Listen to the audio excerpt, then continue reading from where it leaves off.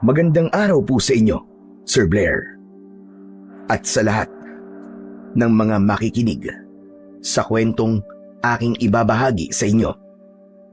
Isa po akong pulis na naniniwala na lahat tayo ay merong gampanin, kaya tayo nabubuhay.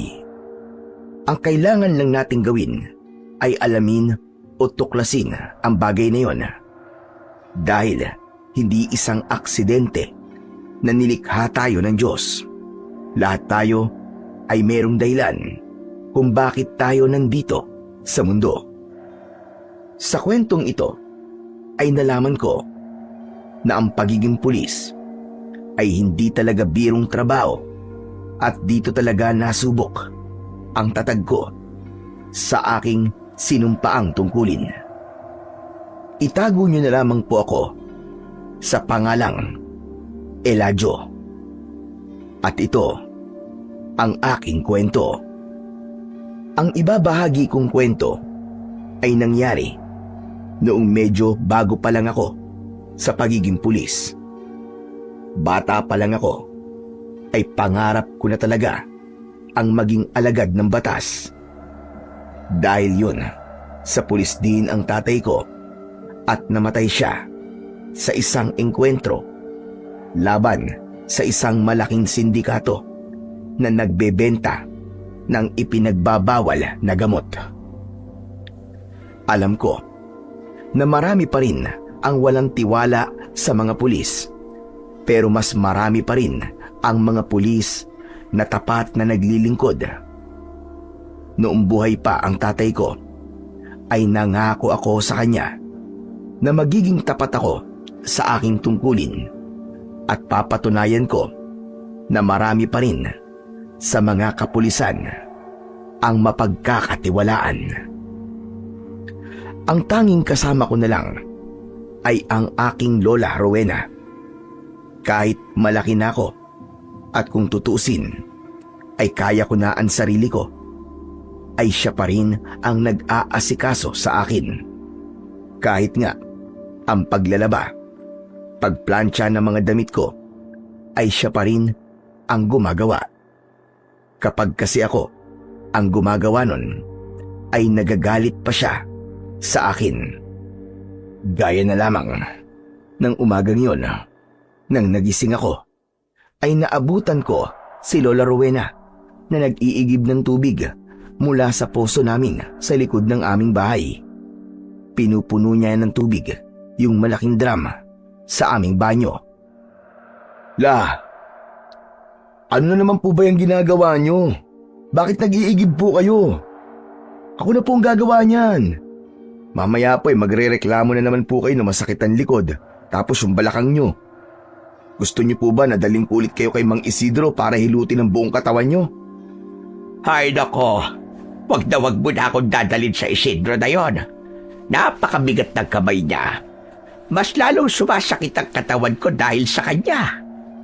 Kaya nga po, kung ayaw nyo po na daling kulit kayo kay Mang Isidro, abay tumigil po kayo sa paggawa ng mabibigat na gawain dito sa bahay. Lalo na po yung pag-iigib. Ako na pong bahalang gumawa niyan. Hindi ako sanay na wala akong ginagawa, Apo. Kahit nung bata-bata pa ako ay talagang masipag na ako sa mga gawaing bahay. Pero hindi na po kayo bata ngayon. Matanda na po kayo. At hindi na po kayo kasing lakas ng dati. Mas lalong mapapadali ang buhay ko kapag wala akong ginagawa. Madali ako nangihina kapag ganon. Saka sino ba ang pwedeng gumawa ng mga ginagawa ko rito? Ikaw. Ape, ikaw na nga nagtatrabaho para sa ating dalawa. Kaya hayaan mo na lang ako sa mga gusto kong gawin, Eladio. Paraan ko ito para meron akong ambag sa pamamahay na ito. Lola naman, kailan ko po ba kayo sinabihan na kailangan meron po kayong ambag dito sa bahay? La, mula pagkabata ko po kayo na po ang nag-alaga sa akin. At ngayong matanda na po ko, hayaan niyo naman po ako na ako naman po mag-alaga sa inyo. Sos, hindi yan totoo. At paano mo ako maaalagaan? palagi ka nagtatrabaho at nakikipagbakbakan sa mga pesteng kriminal. Hindi naman po palagi yun eh. Madalas nga po nasa presinto lang po ako. Depende pa rin po kung kailangan ng tulong ko sa mga ganong kaganapan. Bakit ba naman kasi nagpulis-pulis ka pa? Hindi ka ba natatakot na mangyari sa iyo ang nangyari sa iyong tatay? Nag-iingat naman po ako eh. Saka hindi po ako papayag na may mangyayaring masama sa akin. Kasi ayoko pong iwanan kayong mag-isa. Yan din ang sinabi sa akin noon ng tatay mo. Pero tignan mong nangyari sa kanya. Binaril ng mga kriminal. Hindi lang basta binaril, kundi tinadtad ng bala ang kanyang katawan. Napansin ko ang bahagyang pagluha ni Lola Rowena. Ramdam ko na masakit pa rin para sa kanya ang nangyari kay tatay. Kahit sa akin ay masakit pa rin na namatay siya ng ganun kaaga at sa paraang hindi makatao. Pero mas emosyonal si Lola Rowena kumpara sa akin. Kaya naman madalas ay naiiyak siya kapag naaalala niya si tatay. Saka anak ni Lola ang tatay ko. At sigurado ako na habang buhay na niyang dadalhin ang sakit ng pagkawala ng kanyang anak. Para hindi na matuloy ang pag-iyak ni Lola Rowena, ay inilihis ko na lang ang aming pinag-uusapan. Ay teka, oo nga pala la. Nakapagluto na po ba kayo ng almusal? Hindi pa ka eh. Hinihintay talaga kitang magising para tanungin ka kung anong gusto mo kainin. Parang masarap po yata ang tosino ngayon tsaka yung sinangag. Tapos sasawsaw natin sa patis na may kamatis. Ano po sa tingin nyo? Masarap nga yun. O sige, bibili ako ng tosino kay Bebang. Bibili na rin ako ng itlog. Mabuti na lang at marami tayong dati ng kanin kagabi. Kaya makakapagsinangag tayo ngayon. Ayos. Sige po. Kumuha na lang po kayo ng pera sa wallet ko. Ako na po magtatapos ng ginagawa nyo. Ibinaba ni Lola Rowena ang timba at dumiretso siya sa kwarto ko para kumuha ng pera. Ipinagpatuloy ko naman ang pag-iigib hanggang sa napuno ko na ang drum sa banyo. Mahal na mahal ko ang lola ko at gagawin ko ang lahat para sa kanya. Kaya talagang nagsusumikap ako sa aking pagtatrabaho upang tumaas ang aking ranggo. Nang sa ganon, ay madagdagan din ang aking sinasahod. Pangarap ko kasi na mabigyan si Lola Rowena ng maginhawa at komportableng buhay. Gusto ko na maranasan man lang niya yon sa kanyang buhay. Yun ay bilang pambawi ko sa hirap at sakripisyo na ginawa niya para sa aming pamilya. Pagkatapos naming mag-almusal, ay nag-asikaso na ako para sa pagpasok ko sa trabaho. Mabilis akong naligo at isinuot ko ang aking uniform. Nang nakapagpaalam na ako kay Lola Rowena, ay umalis na ako. Sa bayan ako na destino at isang sakay ng tricycle ang layo nun mula sa aming baryo. Habang naglalakad ako, ay nakasalubong ko si Bojo. May bitbit siyang isang plastic na may laman na hindi ko alam kung ano. Baka sa mukha niya ang kasiyahan. Sir Eladio! Uy, ikaw pala yan! Magandang umaga! Ang gwapo niyo naman sa uniforme niyo, sir! Masyado pang maaga para bulahin mo ako Ano ba yan dala mo? Ito! Grocery to, sir! Saka may bigas din! Baka naman ninakaw mo yan Talagang hindi na kita patatawarin. Ako na mismo magkukulong sa'yo. Sir naman, hindi ko ninakaw ang mga to. Grabe ka naman kung manghusga sa akin. Daig mo pa ang Diyos na hindi tayo hinuhusga. At talagang dinahamay mo pa ang Diyos Sir, hindi na ako nagnanakaw ngayon, promise. Cross my heart. Hindi ba nangako na ako sa inyo na hindi na ako magnanakaw? Saka, nagawa ko lang naman yun kasi nagugutom ako Salamat, sir Kasi ikaw ang nagrekomenda sa akin doon sa maisa ni Mantupi. Kundi dahil sa'yo, baka nagnanakaw pa rin ako hanggang ngayon. O kaya baka nakakulong na ako. Ang dami pang sinasabi. Hindi mo pa sinasagot ng tanong ko. Saan galing yung dala mo? Gusto ko lang makasiguro na hindi ka nagnanakaw. At huwag mong susubukan magsinungaling sa akin dahil kilala kita. Alam ko kapag hindi ka nagsasabi ng totoo. Maniwala ka, sir. Hindi ko ninakaw ang mga to. Hindi mo ba alam, sir, na namigay ng grocery at bigas si Mayor ngayon sa plaza? Doon to galing. Inagahan ko talaga sa pagpila kasi alam ko marami magpupunta ron eh. Kada bahay ay may isang plastic na gaya ng dala ko. Talaga? Aba, hindi ko alam yan Kahit yata si Lola Rowena ay hindi rin alam na namigay pala si Mayor ng ganyan ngayon. Kilala mo naman yun, di ba? Basta may mga pinamimigay ng mga ganyan, nako, hindi magpapahuli yun. Sayang. Kung hindi kayo nakakuha ng ganito, ang dami pa naman dilata at mukhang mamahalin pa, sir. Kung hindi ka po makakapunta dahil papasok ka na sa trabaho mo, edi si Lola Rowena lang ang papuntahin mo. Pero hindi na ako pwedeng bumalik sa bahay para sabihin pa yung kay Lola Medyo nagmamadali na kasi ako Edi ako na lang ang magsasabi sa lola mo. Gusto mo, samahan ko pa siya sa pagpili para meron siyang tagapayong. Talaga? Gagawin mo yon?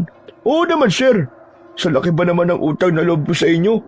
Gasino na lang yung tulungan ko si Lola Rowena sa pagpila sa plaza. O sige, ikaw na magsabi kay Lola. Ikaw na rin ang bahala sa kanya. O paano, kailangan ko na rin umalis at baka mahuli pa ako sa trabaho ko. Salamat, Bojo Walang ano man, sir. Ingat ka. Sumaludo pa si Bojo sa akin bago ako naglakad papunta sa sakayan ng tricycle. Noon ay masasabi kong pariwara si Bojo at sakit siya sa ulo sa aming lugar. Mag-isa na lang siya sa buhay at kilala siya bilang magnanakaw ng kung ano-ano. Ilang beses na siyang nireklamo at palagi siyang nangangako na magbabago pero hindi niya ginagawa. Hanggang sa naisipan ko siyang kausapin, ipinaramdam ko kay Bojo na kaibigan niya ako na pwede niyang mapagsabihan ng lahat. At doon niya sinabi sa akin na nagnanakaw siya dahil wala siyang makain. Tinakot ko si Bojo na kung hindi siya magbabago ay ikukulong ko siya. At para meron siyang mapag-aabalahan ay kinausap ko naman si Mang Tupi na may maisan sa amin para magkaroon siya ng trabaho. Ako kasi ang klase ng tao na naniniwala na bago naging masama ang isang masamang tao ay naging mabuti muna siya noon. Ang kailangan lang talagang gawin ay unawain sila at ipaalala sa kanila na mali ang kanilang ginagawa. Ngunit depende pa rin talaga sa tao kung ito ay gumagawa na ng matinding krimen gaya ng pagpatay at pang-aabuso, ay kailangan na talaga nilang managot sa batas. Sa lumipas na maghapon ay nasa presinto lang ako. Naging abala ako sa mga paperworks na kailangan kong tapusin. 8:00 na ng gabi nang nakauwi ako sa bahay. Abala si Lola Rowena sa pakikinig sa radyo. Agad niya yung pinatay nang dumating ako. Nagmano ko sa kanya bilang pagbibigay sa kanya ng respeto. Kumusta maghapon mo, Apo? Nakipagbakbakan ka na naman ba? Hindi po. Maghapon lang po ako sa presinto. Mabuti naman kung ganon. Salamat sa Diyos. O siya, sige, magpalit ka na ng damit mo para makakain na tayo. Nakapagluto na ako. Sumunod ka na lamang sa akin sa kusina. Nagpalit na ako ng damit sa aking kwarto. Pagpunta ko sa aming kusina ay nakita ko ang nakahain sa lamesa. Pritong luncheon meat. Napansin ko rin na maraming dilata sa itaas ng aming lutuan. Umupo na ako at bago kami kumain ay nagdasal muna kami. Mukhang nakakuha po kayo ng pinamigay kanina ni Mayor Obet ah. Oo. Doon nga galing yung ulam natin ngayon. Saka yung mga dilata. Meron pang ang bigas at saka gatas, kape, asukal. Pinuntahan ba naman ako rito ni Bonyo at sinamahan niya akong pumila doon sa plaza. Ang sabi niya, abay sinabihan mo raw siya na gawin yon. Opo. Alam ko po kasi na hindi nyo pinapalampas sa mga ganung bagay eh. Basta libre, mabilis po kayo. Abay dapat lang. Panigurado kasi, nasa buwis ng tao kinuha ni Mayor Obet yung ginastos niya sa mga pinamigay niya sa atin. Kaya naman kapag may ganung oportunidad, kailangan samantalahin na natin. Pero hindi nyo po ba napapansin na para pong napapadalas yata ang pamimigay ni Mayor Obet ng kung ano-ano? Di ba nung nakaraang buwan po, hindi ba namigay naman siya ng ilang materyales sa bahay? Lalo na dun po sa mga halos magigiba na mga bahay. Ano parang? Abay talagang napapadala siyang pamimigay niya ng kung ano-ano. Pero hindi ako kagaya ng iba dyan na masyadong nabubulag sa ginagawa ng Mayor Obet na yon. Bakit naman po Sa sinabi nyo parang hindi po kayo masaya sa ginagawa ng mayor natin Alam mo, hindi ko na tuloy alam kung sino sa ating dalawa ang pulis. Bakit? Nakalimutan mo na ba ang totoong problema dito sa lugar natin at sa iba pang mga barangay? Halos 1 taon ng buwan-buwan ay may batang nawawala at hanggang ngayon ay hindi pa rin sila natatagpuan. Ano naman pong kunik nun sa pamimigay ni Mayor Obet ng kung ano-ano? Hay nako, pulis ka ba talaga, Eladio? Hindi mo ba nararamdaman na kaya panayang pamimigay ni Mayor Obet ng kung ano-ano ay para makalimutan natin ang tunay na problema sa ginagawa niya? Parang hindi na naaalala ng ibang tao na hanggang ngayon ay hindi pa rin natatagpuan yung mga batang nawawala. Ilan na ba ang batang nawala rito? Abay parang 6 na yata. Baka naman po hindi ganun ang intensyon ni Mayor. Baka po gusto lang niyang maging masaya tayo kasi meron pong malaking problema tong lugar natin. Ay, basta. Iba ang pakiramdam ko sa ginagawa ng Mayor na yon. Sandali nga. Hindi ba kayo nag-iimbestiga sa kaso na yon? Ano na palang huling balita roon? May suspect na ba kayo? Hindi po ako kasama sa mga pulis na nag-iimbestiga sa kaso na yon, Si Mayor Obet po kasi mismo ang nag-a-assign ng mga pulis para sa investigasyon sa mga nawawalang bata. Pero sa pagkakaalam ko, wala pa rin po silang suspect At wala rin silang lead kung nasaan na yung mga bata o kung ano na ang nangyari sa kanila. Nakita mo na. Baka gabay kinalaman pa si Mayor Obet sa pagkawala ng mga batang yon. Baka kinikidnap niya ang mga bata tapos pinagbibenta niya ang mga lamang loob. Dapat ay iniimbestigahan din si Mayor. Huy bunganga niyo naman po. Ang lakas po ng boses niyo ba? Baka mamaya may makarinig pa dyan sa mga sinasabi niyo Bakit ba? Wala akong pakialam kung may makakarinig sa mga sinasabi ko ngayon. Abay, sarili kong opinion yon. At wala silang pakialam sa opinion ko. Kahit na mapapahamak po tayo sa opinion nyo na yan Sa kadaig nyo pa po mga investigador Para kasing sigurado kayo sa mga hinala nyo Wala akong sinabi na sigurado ko sa mga sinabi ko sa'yo. Ang sa akin lang naman ay baka dapat na isama sa mga iimbestigahan yang si Mayor Obet. Ang dami ng mga batang nawawala at hanggang ngayon, abay hindi pa rin sila nakikita. At panigurado na kung hindi mahuhuli ang mga salarin, ay madadagdagan pa ang mga mawawala. Naiintindihan ko po kung bakit po kayo nakakapagsalita ng ganyan Abay syempre nakakabahala naman po kasi yung nangyayari ngayon. Pero ako na po nagsasabi sa inyo. Ginagawa po ng mga kabaro kong pulis ang trabaho nila. At hindi po magtatagal ay mapaparusahan ang mga dapat na maparusahan. Inirapan ako ni Lola Rowena na parang hindi siya kumbinsido sa sinabi ko.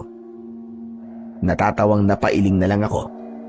Sanay na ako na ganun si Lola. Talagang marami siyang opinyon sa lahat ng bagay, lalo na sa mga nangyayari sa aming lugar.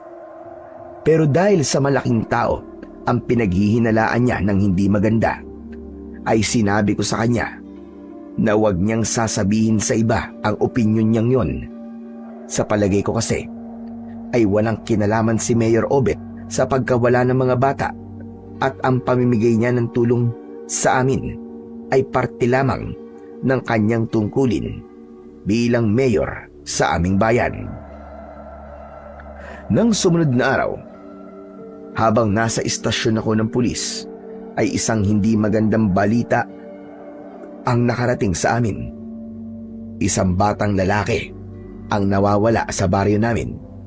Isa ako sa mga inatasang magpunta roon upang isagawa ang paunang imbestigasyon. Pagdating ko sa aming baryo, ay kinausap namin si Kapitan at ayon sa kanya, ay apo ni Mang Tupe ang nawawala. Pinuntahan namin si Mang Tupe sa bahay niya at ako ang personal na kumausap sa kanya. Napag-alaman namin na 2 gabi na ang nakakaraan nang naglaro ang apo ni Mang Tupe at ilang bata ng tagu-taguan sa maisan. Lahat ng mga batang kalaro ng apo niya ay nakauwi na, maliban sa kanyang apo. Awang-awa ako kay Mang Tupe dahil habang kausap namin siya ay hindi siya tumitigil sa pag-iyak. Pagkatapos namin siyang kausapin ay nagdesisyon na kaming magtungo sa maisan ni Mang Tupe dahil doon huling nakita ang kanyang apo. Sinuyod namin ang buong maisan pero wala kaming nakitang kahit na anong bagay na makapagtuturo kung nasaan ang apo ni Mang Tupe.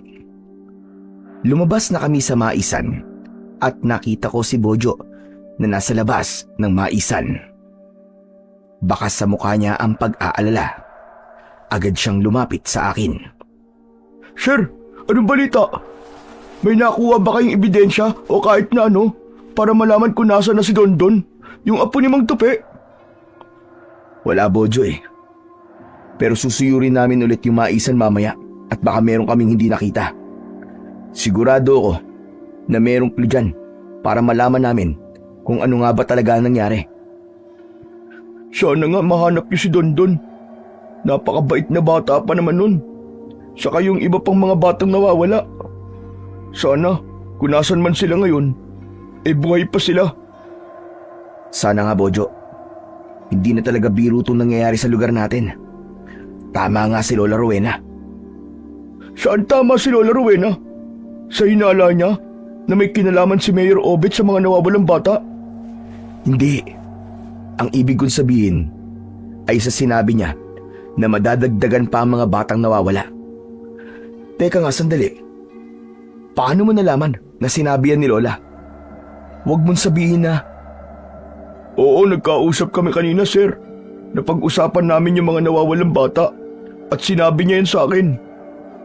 Anak ng si Lola talaga, oo. Di siya marunong makinig sa akin. Ang sabi ko sa kanya ay huwag niyang sasabihin sa iba yung hinala niya na yan. Mapapahamak siya sa ginagawa niya eh. Huwag ka mag-alala, sir. Safe na safe sa akin na sinabi ni Lola Rowena. Hindi ko inipagsasabi sa iba. Pero sa tingin ko, sir, may punto si Lola Rowena eh. Baka nga dapat ay imbestigahan din si Mayor Obet.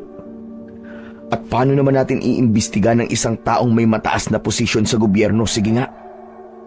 Ganun ba yun, sir? Kapag mayor, hindi na pwedeng imbestigahan? Hindi naman sa ganun, Bojo. Pero kahit sino, ay hindi pwedeng imbestigahan kapag walang sapat na ebidensya laban sa kanila. Aba, baka mamaya niyan eh. Masibaka pa kami sa trabaho kapag inimbestigahan namin si Mayor Obet. Kasi paniguradong lalabas yun sa media. Kasiraan yun ni Mayor. At kapag nasira ang imahe niya sa mga tao, Pag-iinitan niya kami. Sa ngayon, ay wala pang nag-uugnay kay Mayor Obet sa pagkawala ng mga bata. Ang swerte pala kapag politiko, no? Absuelto kapag gumawa ng krimen. Di naman sa ganun, Bojo. Kailangan lang talagang dumaan ng lahat sa tama at legal na proseso para hindi magkaroon ng problema. Pero kung sakali na may kinalaman talaga si Mayor Obet, hindi pwedeng hindi kami kumilos. Medyo naiintindihan ko na ho, sir. Oo nga pala, hindi ba malapit lang dito ang bahay mo? Halos katabi lang ng maisan yung bahay mo, di ba? Oo, sir. Doon lang ako nakatira, oh. Wala ka bang nakita o narinig na kakaiba nung gabing nawala si Dondon? Ang totoo niyan, sir, meron akong sasabihin sa'yo eh. Kaya kita hinihintay dito. Nakalimutan ko lang kasi ang dami mong sinabi. Nung gabing yun, sir, ay sinaway ko si Dondon kasi sobrang ingay nila, sir. Hindi kasi ako makatulog kasi nagtatawanan tsaka nagsisigawan sila ng mga kalaro niya. Tapos siguro mga bandang 12:00 ng hating gabi, wala na, tumahimik na. Akala ko nga umalis na yung mga bata sa maisan pero may narinig akong parang alulong ng hayop. Tapos umangi yung hayop na yun, sir, na para bang sobrang bangis niya. Nakita mo ba kung anong klaseng hayop? Hindi nga, sir eh. Hindi na ako sumilip kasi naisip ko nun, baka mamaya may naligaw na baboy na mo lang. Saka inaantok ako nung oras na yun, sir eh. Kaya hindi na ako nag-abalang bumangon pa para sumilip. Imposible namang mabangis na hayop ang dahilan ng pagkawala ng apo ni Mang Tupi.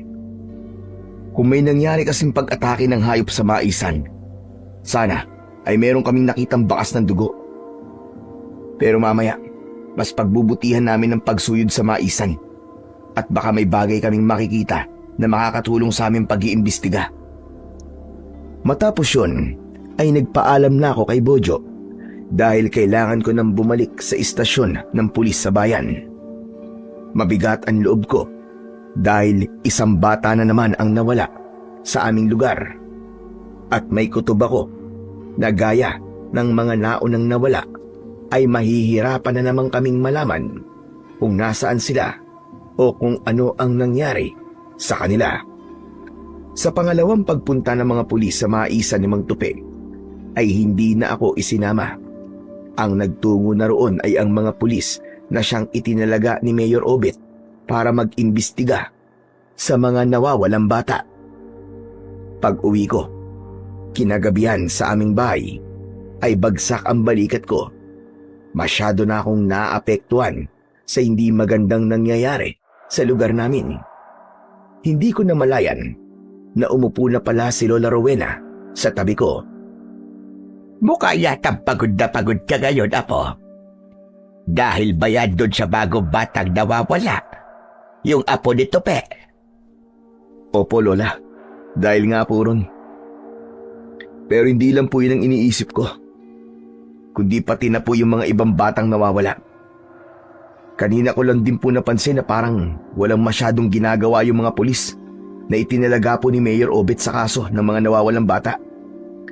Bala ko nga po sanang kausapin si Mayor Obet kapag nagkaroon ako ng pagkakataon. At bakit mo naman siya kakausapin? Anong sasabihin mo sa kanya? Sasabihin ko po na baka pwedeng isama niya ako sa grupo ng mga pulis na mag-iimbestiga sa mga nawawalang bata. Masyado na po itong personal sa akin kasi karamihan sa mga batang yon ay taga rito sa baryo natin. Kung meron mang dapat na mag-iimbestiga sa kasong yon, ay ako yun. Tama yan. Mabutit na isip mong gawin yan. Dapat nga ay noon mo pa yung ginawa. Nagtataka lang ako sa iyo kung bakit ngayon mo lang yan naisip na gawin. Siyempre la, may tiwala naman po ako sa mga katrabaho ko Pero kanina, nung nakita ko po kung paano sila kumilos, parang wala silang planong resolbahin ng kasong yun.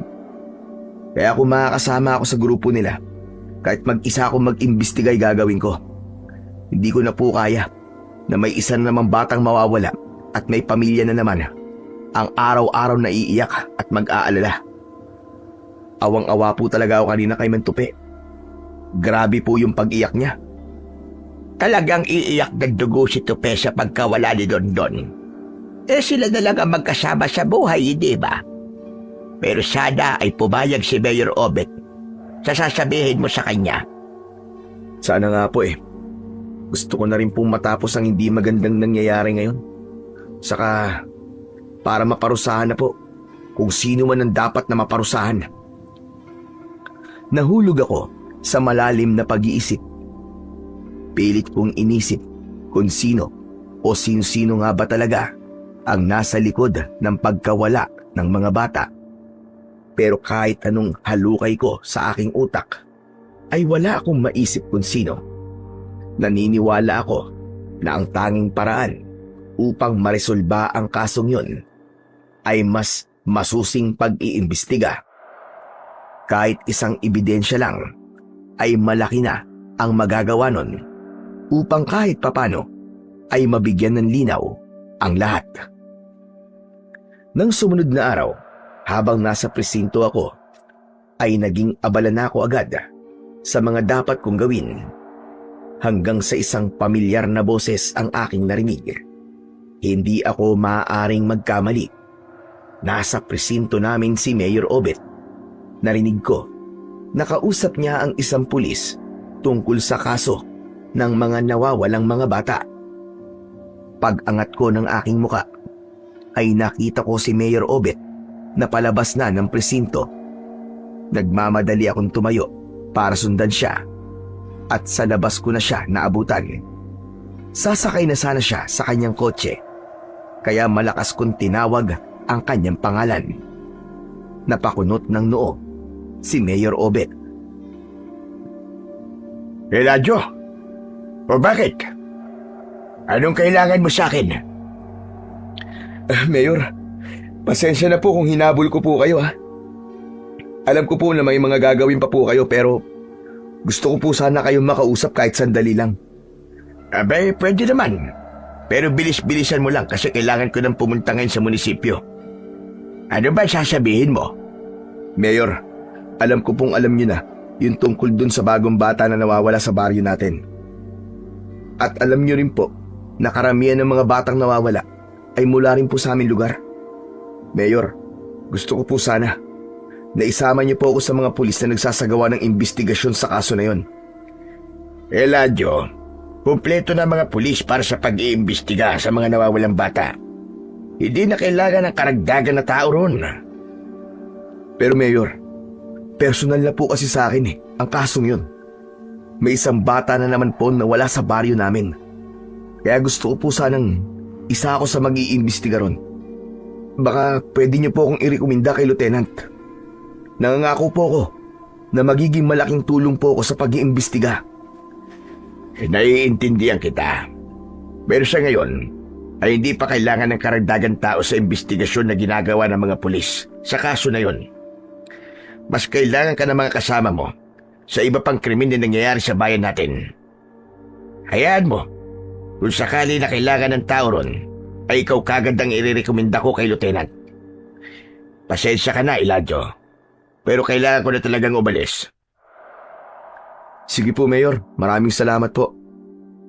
Hinintay ko munang sumakay si Mayor Obet sa kotse niya bago ako bumalik sa loob ng presinto. Pagkaupo ko, ay isang malalim na paghinga ang aking pinakawalan. Malungkot ako dahil bigo akong makumbinsi si Mayor Obet sa gusto ko. Mas makakakilos sana ako ng maayos kung kasama ako sa mga mag-iimbestiga sa mga nawawalang bata.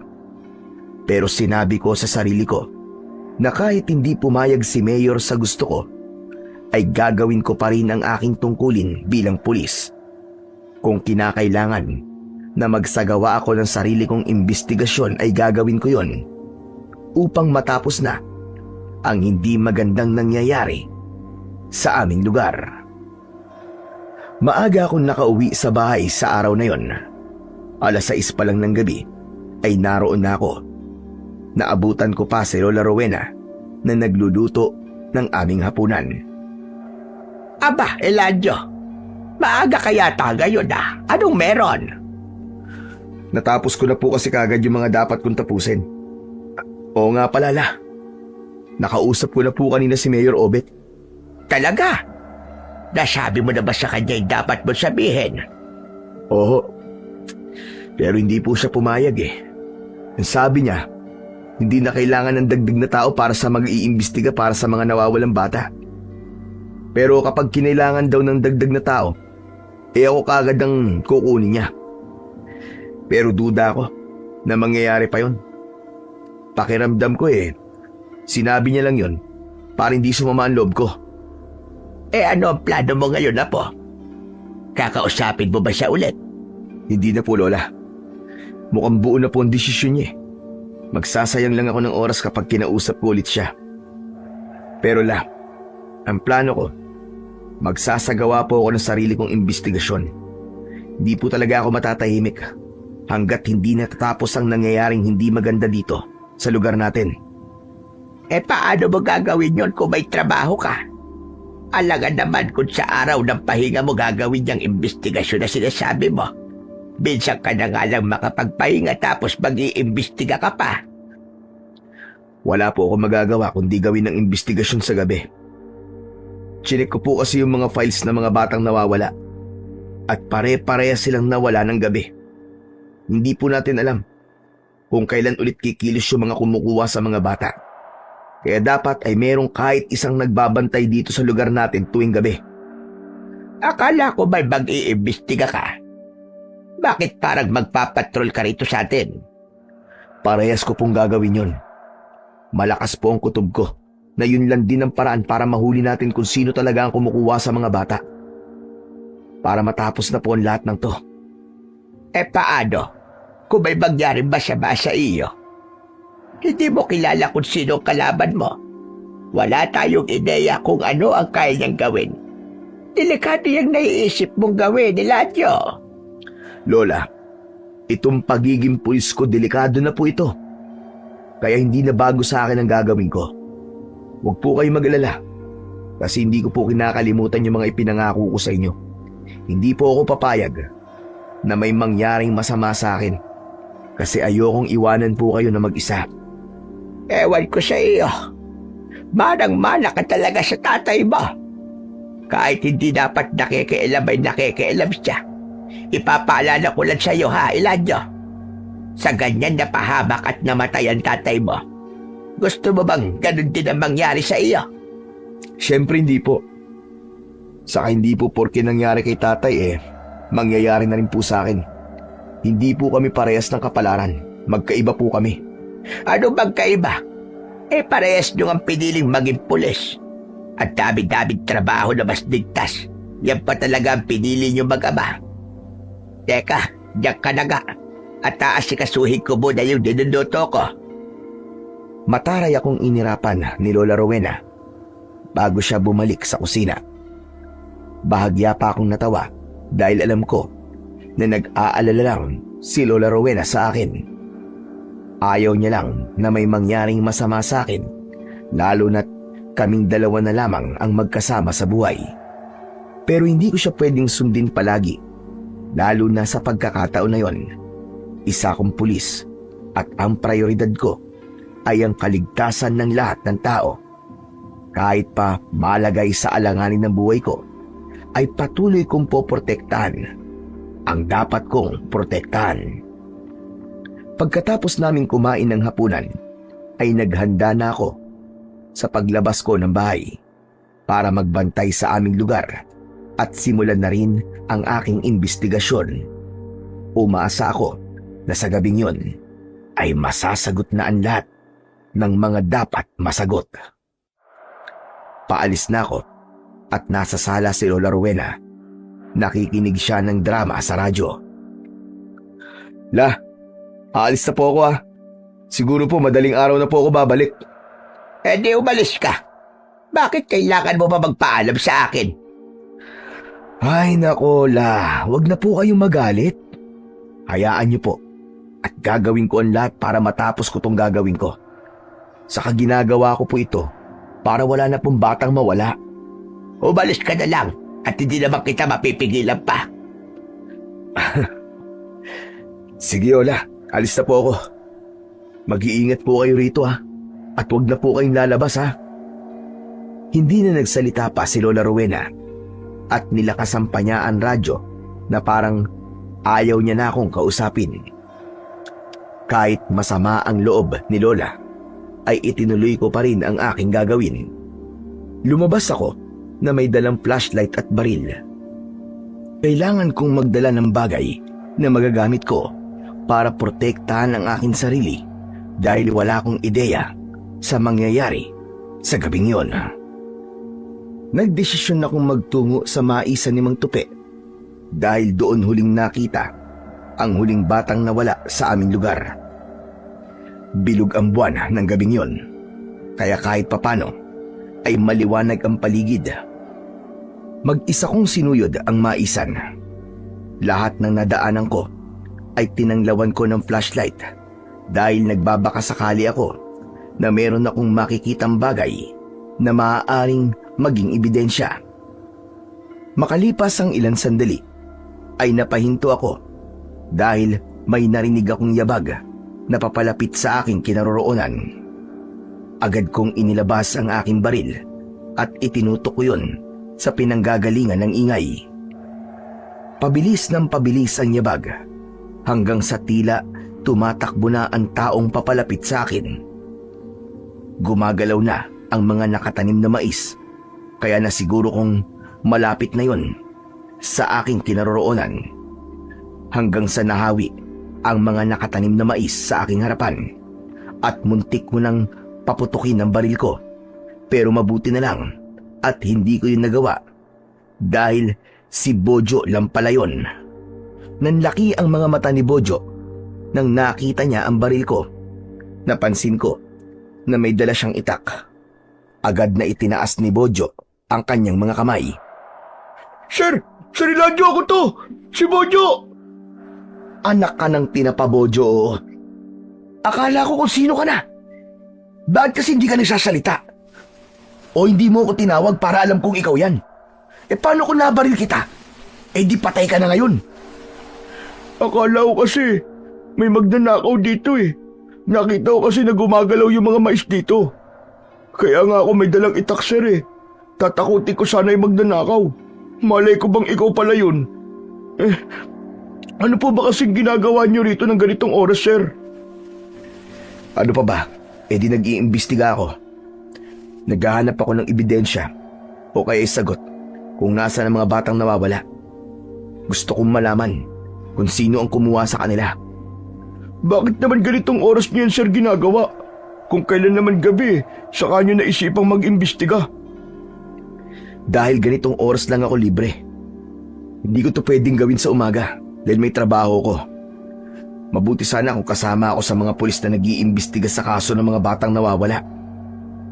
Tama ba ang pagkakaintindi ko? Nagsasagawa ka ng sarili mong imbestigasyon, sir? Ganun na nga, natumbok mo. Buti nakuha mo kaagad ang gusto kong sabihin. Pero bakit ito ginagawa, sir? Kayo na rin po nagsabi na may mga pulis nang gumagawa niyan. Sa palagay ko kasi, Bojo, ay hindi sapat ang ginagawa nila. Sa madaling sabi, ay parang papetiks-petiks lang sila sa kasong to. Hindi ko alam kung anong dahilan nila. Kung bakit parang hindi naman sila nag-iimbestiga. Pero wala na akong pakialam sa bagay na yun. Kaya ako na lang ang gagawa ng trabaho na dapat sana ay silang gumagawa. Sa bagay, parang tama ka sa sinabi mo na yan, sir. Noong may mga pulis kasing bumalik dito para maghalugog dito sa maisan, wala eh, tumambay lang sila doon sa may bukana. Pero hindi sila pumasok sa mismong maisan. O di ba? Kahit ikaw ay makakapagsabi na hindi nila ginagawa ng maayos ang trabaho nila. Pero wag mo na muna akong abalahin. Bumalik ka na sa bahay mo. At may mga gagawin pa ako rito. Sige na. Sir, teka. May naisip ako eh. Ano kaya kung tulungan ko na lang kayo sa pag-iimbestiga? Pangarap ko kasi talaga maging pulis eh. Pero hindi ko yun natupad eh. Para kunwari ay pulis din ako na kagaya nyo na nag-iimbestiga sa isang kaso. Alam mo, maganda yung sinabi mo eh. Matatagalan kasi akong ikutin tong maisan kung mag-isa lang ako. Sige, pumapayag ako sa sinabi mo. Pero siguraduhin mo lang ha, nasusuyuri mo ng maayos tong maisan ha. At kapag may nakita kang kakaibang bagay, tawagin mo agad ako. Ang dali lang naman pala ng gagawin natin, sir eh. Sige, tatandaan ko po ang lahat na sinabi nyo. Nagpaalam muna sa akin si Bojo para kumuha ng flashlight sa bahay niya. Hinintay ko siya at hindi na ako umalis sa kinatatayuan ko. Hindi nagtagal ay bumalik si Bojo at doon na namin sinimulan ang aming pagsuyod sa maisan. Naging matyaga ako sa aming ginagawa ni Bojo hanggang sa naghiwalay na kaming dalawa upang mas mabilis naming matapos ang aming ginagawa. Maya-maya pa ay narinig ko ang malakas na pagtawag ni Bojo sa pangalan ko. Nagmamadali akong pumunta sa kinaroroonan niya. Nakita ko si Bojo sa dulong bahagi ng maisan. Meron doong daan papunta sa gubat. Anong ginagawa mo rito, Bojo? Di ba sabi ko sa'yo, sa maisan ka lang maghanap? Bakit nakarating ka na rito? Kasi sir, naihi ako eh. Iihi lang sana ako rito pero meron akong nakita eh. Tignan niyo to, sir. Itinapat ni Bojo ang ilaw ng flashlight niya sa lupa. Sinundan ko ang itinuro niya sa akin. May mga bakas doon ng paa na papunta sa gubat. Kung ikukumpara sa paa namin ni Bojo ang bakas ng mga paa, ay di hamak na mas malaki ang mga yon.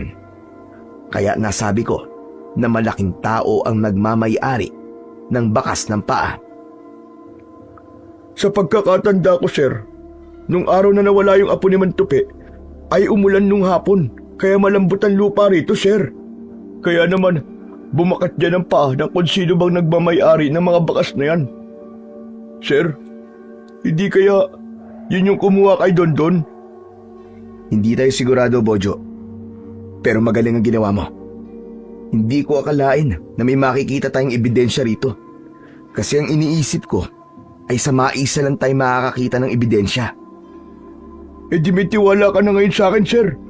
Pwede na ba ako maging pulis? Pwede naman. Basta mag-aaral ka. Yun lang. Persian High School lang ang natapos ko, sir eh. Hindi ko na muna kinausap si Bojo.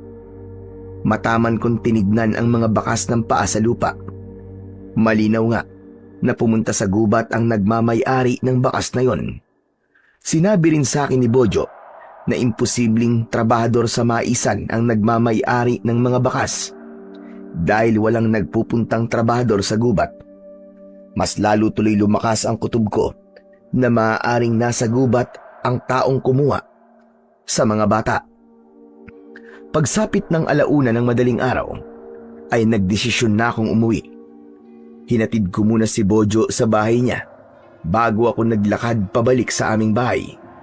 Pagdating ko sa bahay, ay naabutan ko si Lola Rowena na natutulog ng nakaupo habang bukas pa rin ang radyo. Napangiti ako dahil sigurado ko na hinihintay ni Lola ang pag-uwi ko hanggang sa nakatulog na siya. Pinatay ko ang radyo at marahan kong tinapik ang kanyang braso. Gulat na gulat si Lola Rowena. Nanlalaki ang mga mata niya nang tumingin siya sa akin. Diyos ko, patawarin ka ng Panginoon. Ano ba, Elijah? Bakit mo naman ako ginugulat? La, hindi po kita ginulat. Ginising lang po kita, La. Nakatulog ka na rito habang nakaupo, oh. Sige na, lumipat na po kayo sa kwarto nyo. Ano ba yan? Nakatulugan ko kasi yung pinakikinggan ko sa radyo. O baka nakatulugan niyo po ang paghihintay sa akin, La. Umamin na po kayo. Alam ko po na kahit galit kayo sa akin, hindi niyo pa rin ako kayang tiisin. Nag-aalala po kayo sa akin. Oo na, tama ka nga. Nag-aalala nga ako sa'yo. Bakit? Masama bang mag-alala ko sa'yo? Ikaw dalagang apo ko, nakasama ko rito. Salamat po, La. Talagang mahal na mahal niyo po ako. Malamang, kaya po kita eh. Saka mukhang kahit anong sabihin ko sa'yo, at kahit magalit-galitan pa ako, ay hindi na kita mapipigilan sa gusto mong gawin. Kaya hahayaan na lang kita. Salamat, La. Gaya po ng ipinangako ko, gagawin ko po ang lahat para walang masamang mangyari sa akin. Dapat lang, dahil kapag may nangyaring masama sa'yo, o kaya'y namatay ka, talagang sasampalin kita ng paulit-ulit hanggang sa magising ka. At teka nga ba, iba ko? Kumusta ang lakad mo kanina? Ayun, galing po ako sa maisan ni Mang Tupi. Doon po kasi huling nakita yung huling batang nawala kaya doon ko po naisipang magpunta. Tinulungan pa nga po ako ni Bojo at meron po kaming nakita na sa tingin ko ay ebidensya. Anong ebidensya yun, Apo? Mga bakas po ng paa sa labas ng maisan. Tapos parang papunta po sa gubat yung mga bakas. Medyo nakapagtataka nga po kasi masyadong malaki po yung paa ng taong may gawa ng bakas na nakita namin. Tsaka hindi po pangkaraniwan yung laki niya. Ibig mo ba sabihin ay merong higante sa gubat? Lola naman, hindi po. Ang ibig ko pong sabihin ay malaking tao yung may-ari ng mga bakas ng paa. May hinala po ko na yun po ang kumuha sa apo ni Mang Tupi. Baka po dinala niya sa gubat yung bata. Kung ganon, kailangan mo sabihin yan sa mga kasamahan mong pulis na nag-iimbestiga sa kaso na yan. Dapat ay kumilos sila para suyurin ang gubat. Yan naman po talaga ang gagawin ko eh. Pagpasok ko bukas sa trabaho mamayang umaga, ay kakausapin ko sila tungkol sa mga nakita namin ni Bojo at sa tsorya ko. Baka ito na po ang simula ng pagkakaresolba ng kasong to. Sana naman. Sana'y makita ng mga batang nawawala at sana ligtas sila. O siya, matulog na tayo at anong oras na? Maaga kapag gigising at baka wala ka nang maitulog niyan. Nauna si Lola Rowena sa pagpunta sa kanyang kwarto. Ako naman ay nanatili sa sala habang nakatingin sa kawalan. Hindi ko alam pero may pakiramdam ako na may matutuklasan akong nakagigimbal na bagay sa ginagawa kong pag-iimbestiga. Pero kung ano man yon, ay handa akong harapin yon basta't mailigtas ko lang ang mga batang nawawala. Pagsapit ng umaga ay bumangon na ako para maganda sa pagpasok ko sa trabaho.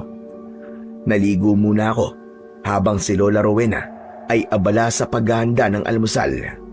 Sakto na pagkatapos kong maligo ay nakahain na ang aming pagkain. Hindi nagtagal ay nagpaalam na ako kay Lola at pagkarating ko sa presinto ay kinausap ko ang pulis na namumuno sa investigasyon sa mga nawawalang bata. Sinabi ko sa kanya ang nakita ko kagabi at ang hinala ko na baka dinala sa gubat ang batang kinuha sa maisan. Nagpasalamat sa akin ang katrabaho kong pulis at aniya ay malaking bagay ang mga impormasyon na sinabi ko sa kanya. Umasa ako na dahil sa mga sinabi ko ay uusad na ang kasong yun at hindi magtatagal ay mareresolba na rin yun. Gabi na nang nakauwi ako sa aming bahay. Pagdating ko ron ay nagulat ako dahil nasa sala namin si Mayor Obet. Si Lola naman ay nasa kusina at abala sa pagluluto. Magandang gabi sa'yo, Eladio. Magandang gabi rin po, Mayor. Ginulat niyo naman po ako. Ano pong ginagawa niyo rito, Mayor? Pasensya ka na kung pumunta ako rito nang hindi nagsasabi sa'yo. Tumawag kasi ako sa presinto at ang sabi ng nakausap ko ay wala ka na ron. Kaya dito na ako dumiretso. May importante kasi tayong pag-uusapan. Ano pong pag-uusapan natin, Mayor? Pwede bang sa labas na lang tayo mag-usap? Ayoko kasing may ibang makakarinig ng pag-uusapan natin. Naramdaman ko na sobrang importante ng sasabihin ni Mayor Obet, kaya pumayag ako sa gusto niya. Lumabas kami ng bahay at nag-usap kami sa ilalim ng isang puno na nasa aming bakuran. Nang sandaling yon, ay medyo kinabahan ako sa kung ano ang sasabihin sa akin ni Mayor Obet. Okay na po tayo rito, Mayor. Hindi na po tayo maririnig ng lola ko. Didiretsahin na kita, Eladio. Alam ko na malaki ang pagmamahal mo sa baryo nyo. At sinabi sa akin ng isa sa mga katrabaho mong pulis na si Reyes na nagsasagawa ka ng sarili mong investigasyon sa kaso ng mga nawawalang bata. Naiintindihan kita kung bakit mo yung ginagawa. Pero sinabi ko na sa'yo na huwag kang makialam sa kasong yun. May mga pulis nang gumagawa ng trabaho yun. At alam kong ginagawa nila ang lahat para maresolba ang kaso sa lalong madaling panahon. Magiging tapat din po ako sa inyo, Mayor. Pero iba po ang nakikita ko sa nakikita nyo. Sa opinyon ko, ay hindi nila ginagawa ng maayos ang trabaho nila. May nakapagsabi sa akin na nung araw na dapat ay muli nilang susuyuri ng maisa ni Magtupi ay hindi nila yung ginawa. Nakatayo lang daw sila sa labas. Daw, ibig sabihin hindi ka sigurado. Pero sabihin na nating totoo ang kwentong nakarating sa'yo. Pero hindi ibig sabihin nun na hindi nila ginagawa ang trabaho nila. Bawat pulis ay may iba't ibang paraan sa pag-iimbestiga. Hindi porke ibang paraan nila sa paraan mo ay hindi na nila ginagawa ang trabaho nila. Tama ba ako, ha Eladio? Sandali akong hindi nakapagsalita. Gusto ko pa sanang mga twiran kay Mayor Obet. Pero alam ko na siya ang pinakamakapangyarihan sa aming lugar. Kung sasalangotin ko siya, ay baka pag-inita niya ako. Alam ko na kayang-kaya niya na ilipat ako ng lugar kung saan ako magtatrabaho. At yun ang pinakaayaw kong mangyari. Kaya mo bang mangako sa akin na hindi ka na makikialam sa investigasyon? Sige po, Mayor. Nangangako po ako. Pero sana po ay mangako rin po kayo na ikonsidera ninyo ang paggalugad sa gubat. Baka kasi nandun ang mga batang nawawala.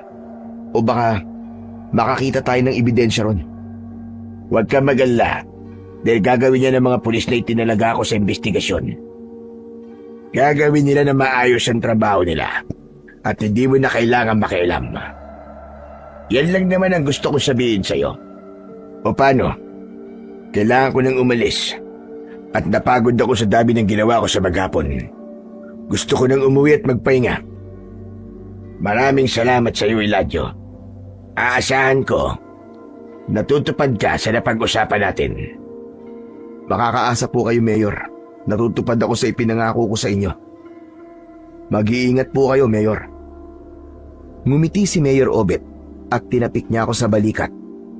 Matapos yun, ay sumakay na siya sa kanyang kotse at mabilis na lumayo. Tumiim ang bagang ko at mariin kong naikuyom ang aking kamao. Nang sandaling yon, ay naramdaman ko na parang merong itinatago si Mayor Obet. Halatang ayaw niya akong makialam sa investigasyon dahil may bagay na ayaw niyang malaman ko. Bumalik ako sa loob ng aming bahay. Nakahanda na ang hapunan, kaya umupo na ako sa pagkainan. Nasaan na si Mayor? Umalis na ba siya? Opo, umalis na po. Mabuti naman. Sa totoo lang, ayaw ko na nandito siya sa bahay natin. Napakabigat kasi ng loob ko sa taong yon. Sa tingin ko po tama po kayo la. Saan ako naging tama? Sa sinabi niyo po nun, na may kinalaman po si Mayor sa pagkawala ng mga bata. O diba? Naniwala ka rin sa akin. Hindi pa naman po ako sigurado. Pero sa naging pag-uusap po namin kanina, ay nagkaroon po ako bigla ng duda sa kanya. Bakit, Apo? Ano ba pinag-usapan niyo kanina sa labas? Nalaman po kasi niya na nagsasagawa po ako ng sarili kong investigasyon dun sa mga batang nawawala. Sinabi ko po kasi kay Reyes yung mga natuklasan ko nung nakaraang gabi. At sinabi naman yun ni Reyes kay Mayor Obet. Pinagbawalan po ako ni Mayor na makialam sa investigasyon. Naramdaman ko po na ayaw niya akong makialam dahil parang may iniiwasan siyang malaman ko. May duda rin po ako na kasabwat niya ang mga pulis na inatasan niya sa investigasyon para itago ang katotohanan. Sabi ko na nga ba, noon pa man ay duda na ako sa Mayor Obet na yon. Kahit palagi siyang tumutulong sa mga tao rito, ay talagang kumukulo ang dugo ko sa tuwing nakikita ko siya o kahit marinig man lang ang pangalan niya. Hindi pa naman po ako sigurado eh. Lahat po ng to ay hinala pa lang. Pero hindi ko susundin si Mayor sa gusto niya. Itutuloy ko pa rin ang pag-iimbestiga ko. Pero hindi ko na yun sasabihin sa kahit na sino. Saka na lang ako magsasalita kapag may hawak na akong matibay na ebidensya. Dati ay ayokong makialam ka sa bagay na yan. Pero alam ko kasi, nakagaya ka ng tatay mo. Kapag may nakikita kayong mali sa paligid nyo, ay hindi kayo tumitigil hanggat hindi nyo yun naitatama. Kaya sa pagkakataon na ito, ay hindi na kita pipigilan na po. Gawin mo ang dapat mong gawin. Pero ang gusto ko, ay palagi kang mag-iingat. Maraming salamat po, Lola. Nag-iingat naman po ako palagi. Wala po kayong dapat na ipag-alala sa akin. Ngumiti ako para ipakita kay Lola na ayos lang ako. Pero ang totoo ay talagang kinakabahan ako ng gusto. Kung sakali kasi ay malaki at maimpluwensyang tao ang babanggain ko. Pero wala na akong pakialam sa bagay na yon. Wala akong pakialam kahit mayor pa siya. Dahil kung may ginawa talaga siyang labag sa batas, ay dapat pa rin siyang maparusahan. Simula noon, ay naghinay-hinay muna ako sa paggalaw ko para hindi na ako maging mainit sa mga mata ni Mayor Obet. Ipinakita ko na hindi na ako nagsasagawa ng sarili kong imbestigasyon. Pero ang totoo ay sinabihan ko si Bojo na magbantay sa maisan at sa gubat para malaman ko kung totoong nag-iimbestiga roon ang mga pulis.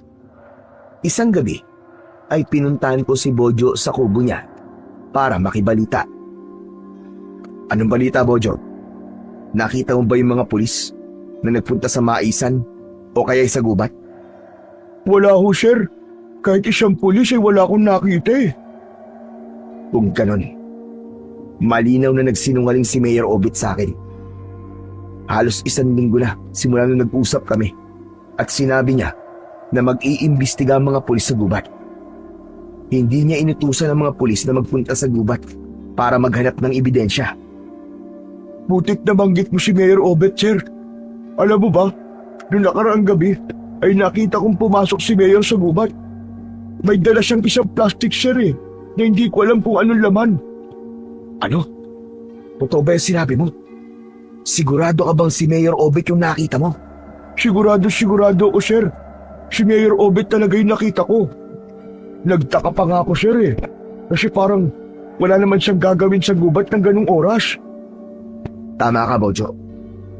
Pero meron siyang ginagawa ron na hindi natin alam. At yun ang kailangan kong alamin. Malakas ang kutob ko na meron talaga siyang tinatago. Okay. Ganito ang gawin mo, Bojo ah. Kapag nakita mo ulit si Mayor na pumunta sa gubat, ay puntahan mo kaagad ako sa bahay namin.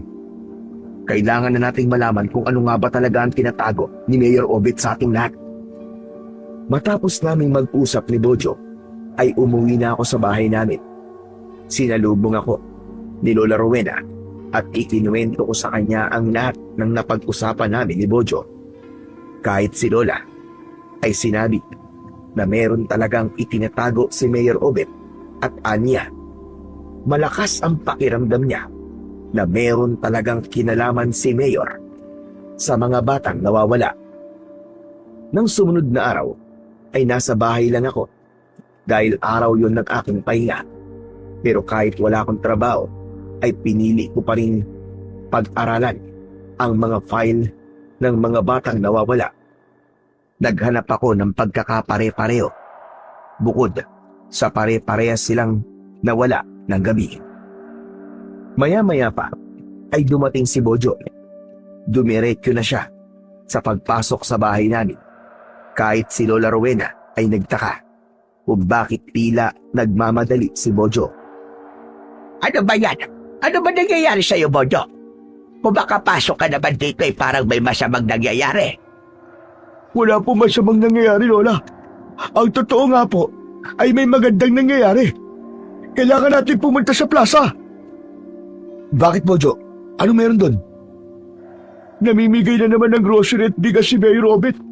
Birthday niya yata eh, kaya naisipan daw niyang magbigay ng regalo sa atin lahat. Tara na, kasi baka maubusan pa tayo. Nang narinig yun, ni Lola Rowena ay nagmamadali siyang lumabas. Nagtaka naman kami ni Bojo, pero wala na kami nagawa, kundi ang sundan siya. Nang naabutan namin si Lola, ay sinabi ko sa kanya na magdahan-dahan siya sa paglalakad, pero ayaw niyang makinig sa akin. Pagdating namin sa plaza, ay nasa unahan na si Mayor Obet. May hawak siyang mikropono habang magsasalita. Nang sandaling yon, ay hindi pa nagsisimula ang pamimigay ng mga grocery. Patuloy si Lola Rowena sa paglalakad. Hinawi niya ang mga tao hanggang sa nakarating na siya sa harapan. Hindi ko alam kung anong gagawin ni Lola, kaya sinundan ko siya hanggang doon. Pagdamutan ninyong lahat ang handog ko sa inyo para sa aking karawan. Alam ko na maliit na tulong lamang ang grocery at bigas na matatanggap ninyo ngayon. Pero huwag ninyong kalilimutan na ang mga ito ay mula sa aking puso. Mula sa iyong puso o mula sa buwis ng mga tao? Diyos ko, Lola! Ano bang ginagawa niyo? Tara na, umuwi na tayo. Napatingin si Mayor Obet kay Lola Rowena. Nawala ang ngiti ni Mayor Obet at napalitan yon ng pagkagulat. Pero agad din niyang ibinalik ang ngiti sa kanyang labi. Andito pala kayo ng lola mo, Eladio. Mabuti naman para mabigyan din kayo ng ayuda. At Lola, para sagutin ko po ang sinabi ninyo. Oo, tama kayo. Galing sa buwis ng mga tao ang pinambili ng mga grocery at bigas. Pero kung walang kagaya ko na mamimigay sa inyo, ay wala ring silbi ang buwis na ipinabayad ninyo. Hindi ho ba? Alam ko. Pero sana, inuuna mo ang pagunahing problema ng bayan natin. Kahit ilang grocery at bigas ang ipamigay mo, ay hindi namin makakalimutan ng mga batang nawawala. Yun ang unahin mo, Mayor. Hindi mo kami kailangan bigyan ng makakain namin. May mga pulis na ho nag-iimbestiga tungkol sa kaso na yan. Pwes, palitan mo mga pulis na yon. Kumuha ka ng mga pulis na totoong mag-iimbestiga. Hindi yung para silang mga walang ginagawa. Huwag mo sabihin na may ginawa sila. Dahil kung meron, sana kahit man lang konting impormasyon ay may hawak na sila kung sino ang talagang kumuha sa mga bata. Pero hindi. Parami ng parami ang mga batang nawawala. Lalo na dito sa aming baryo. Nagkaroon ng bulungan ng mga tao. Nang sandaling yun, ay alam ko na kailangan naming umalis dahil paniguradong hindi na maganda ang timpla ni Mayor Obet. Hinila ko na si Lola Rowena palayo sa plaza dahil baka kung ano pa ang masabi niya. Sa paglabas namin ng plaza ay sinalubong naman kami ni Bojo. Malakas na ipiniksi ni Lola Rowena ang braso niya, kaya't nabitiwang ko siya. Mabigat ang mga hakbang na naglakad siya pauwi sa aming bahay. Bakit ka ba nakialam, Eladio? Ang dami ko pa sana gustong sabihin sa mayor na yon. Kasi parang hindi naman po kayo nag-iisip, Lola. Alam niyo pong makapangyarihang tao si Mayor Obet eh. Ang dapat po nating gawin ay iwasan na mapag-inita niya tayo. Wala akong pakialam kung pag-inita niya tayo. Siguro naman ay may utak ang mga tao rito. Sa oras na may mangyaring masama sa akin o kaya sa'yo, siguro naman ay maiisip nila na si Mayor ang may kagagawan nun. Pero alam mo, sa tingin ko, tama ang ginawa niyo, Lola. Isa ka pansulsul ka. Bakit, sir? Maganda nga yung ginawa ni Lola Rowena eh. Sigurado ako na dahil sa mga sinabi ni Lola kanina ay mapapaisip din ng mga tao na baka yung pamimigay na ginagawa ni Mayor ay pagtatakip lang sa totoong problema natin.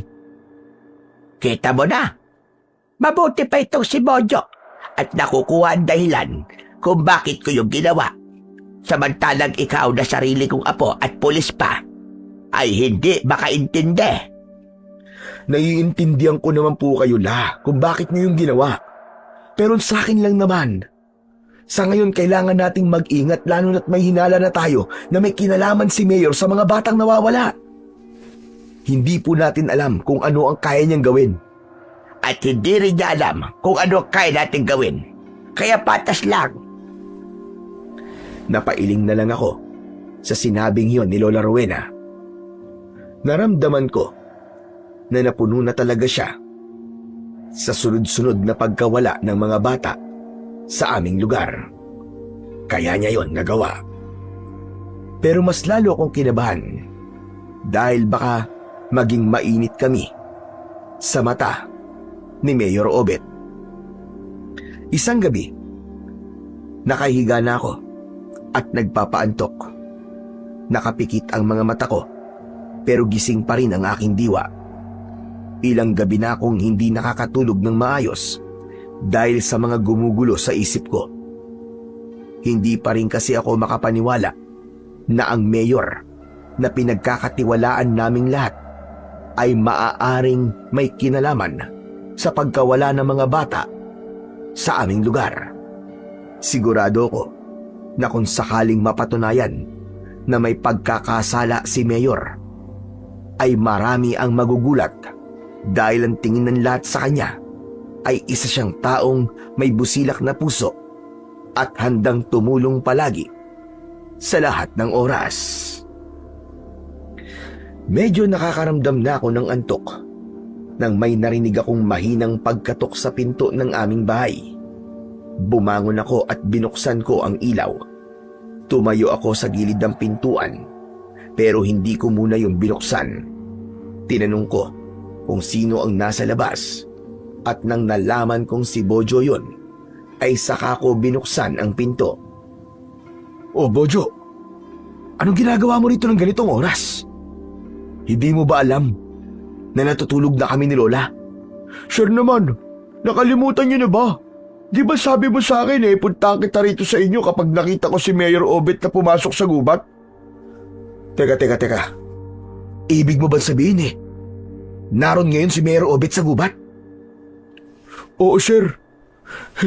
Kaya nga ako nandito ngayon Salamat. Sandali lang, may kukunin lang ako. Bumalik ako sa kwarto ko. Kinuha ko ang baril ko at yung flashlight. Paglabas ko ng kwarto, ay nakatayo na si Lola Rowena sa pintuan ng kanyang silid. Lola Rowena, bakit gising pa po kayo? Aba, nagtanong ka pa. Parang hindi mo naman ako kilala, Apo. Alam mo namang mababaw lamang akong matulog. Nagising ako dahil sa ingay yung dalawa ni Bojo. At saka tama ba narinig ko? Nasa gubat ngayon si Mayor Obet. Opo, Lola Rowena.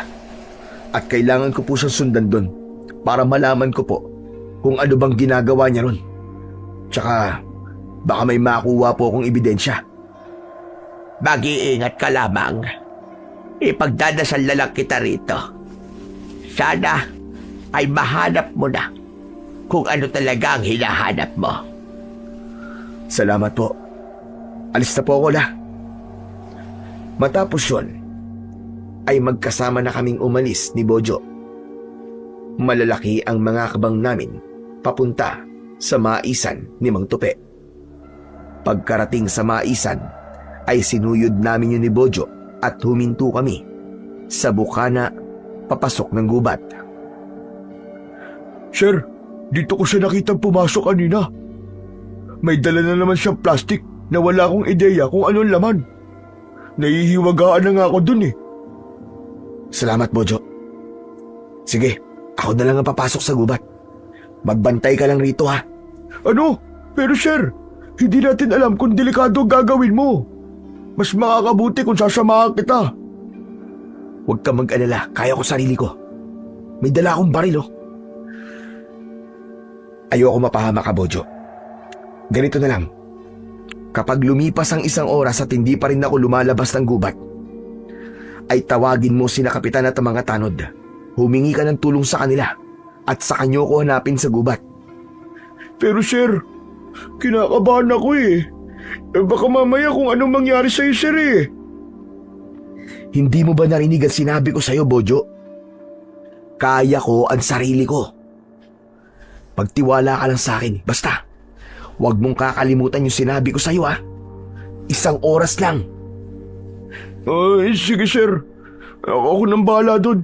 Basta sir, mangako ka ha. Mag-ingat ka sir ha. Sana walang masamang mangyari sa'yo sir. Ikaw din, Bojo, mag-iingat ka rito. Tsaka, Bojo, salamat sa mga tulong mo, ha? Basta, kapag may hindi magandang nangyari sa akin, iligtas mo ang sarili mo. Huwag mo na akong isipin. Tumango si Bojo na para bang nag-aalangan habang bakas ang takot sa kanyang mga mata. Tinapik ko siya sa braso bago ako tuluyang pumasok sa gubat. Inilabas ko na kagad ang aking baril upang handa ako sa kung anuman ang pwedeng mangyari. Nilakasan ko ang aking pakiramdam at naging alerto ako. Makalipas ang ilang minuto ay nasa parte na ako ng gubat na mas marami ng mga puno at makakapal na halaman. Ang totoo, wala akong alam sa gubat na yon. Hindi kasi ako nagpupunta roon dahil ayon sa mga kwento ay merong nakatira doon na isang engkanto na nagpapanggap na matandang lalaki. Inililigaw daw ng engkanto na yon ang mga taong nagpupunta sa gubat at ilang araw na mawawala bago makabalik. Wala akong ideya kung totoo ang kwentong yon, pero wala na akong pakialam. Ang tanging nasa utak ko lang ay malaman kung ano ang ginagawa roon ni Mayor Obet. Lumipas pa ang ilang minuto, pero bigo pa rin akong makita si Mayor. Doon na ako nakaramdam ng labis na pagkainip at pagod. Saan na kaya nagpunta si Mayor? Para naman ako nagganap ng isang piraso ng karayom sa isang tambak ng buhangin. Ganun pa man, hindi pa rin ako sumuko. Patuloy pa rin ako sa paglalakad hanggang sa napahinto ako nang may naramdaman akong presensya sa aking likuran. Mabilis akong humarap at nasilaw ako sa liwanag na mula sa flashlight na tumama sa aking muka. Nang mawala ang liwanag sa aking muka, ay doon ko nakita si Mayor Obet. May dala siyang isang malaking plastic na may laman na wala akong ideya kung ano. Inilapag niya ang plastic sa lupa. Ako ba ang hinahanap mo? Ha, Elijah? Hindi po, Mayor. Naglalakad-lakad lang po ako rito eh. Nagpapahangin lang po ako. Pwede ba? Hindi ako ipinanganak kahapon. Hindi mo ba alam na kanina pa kita nakikita? Alam kong hinahanap mo ko. Bakit, Elijah? Iniisip mo ba na meron akong ginagawang masama rito sa gubat?